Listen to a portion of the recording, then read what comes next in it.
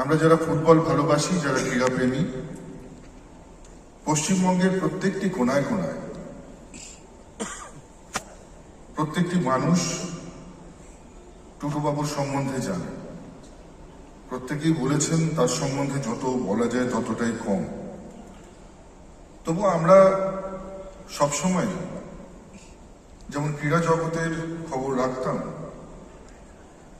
ঠিক পশ্চিমবঙ্গের কৃষ্টি, সংস্কৃতি, ক্রীড়া জগৎকে বাঁচিয়ে রাখবার পেছনে যাদের অনবদ্য অবদান রয়েছে তাদের কথাও কিন্তু সবসময় আমরা তাদের খোঁজ রাখতাম। তারা কি করছে, তারা কিভাবে এই ক্রীড়া জগৎকে বাঁচিয়ে রাখছে সেই খবর রাখতাম।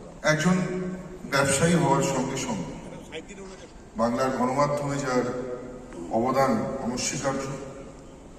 শুধু পশ্চিমবঙ্গ নয়, পশ্চিমবঙ্গের সঙ্গে সঙ্গে দুবাইয়ের গণমাধ্যমের সঙ্গেও তিনি যুক্ত ছিলেন। আমার মনে হয় তার যে মতাদর্শ, তার যে এই জীবনশৈলী এবং ক্রীড়া জগতের সঙ্গে এত ওতপ্রোত যুক্ত থেকেও তিনি সেখানে রাজনীতির প্রবেশকে যেভাবে আটকাতে পেরেছিলেন, নিশ্চিতভাবে আগামী দিনে আমরা তার এই আদর্শকে মাথায় রেখে রাজনীতির আঙিনাকে রাজনীতিমুক্ত করব।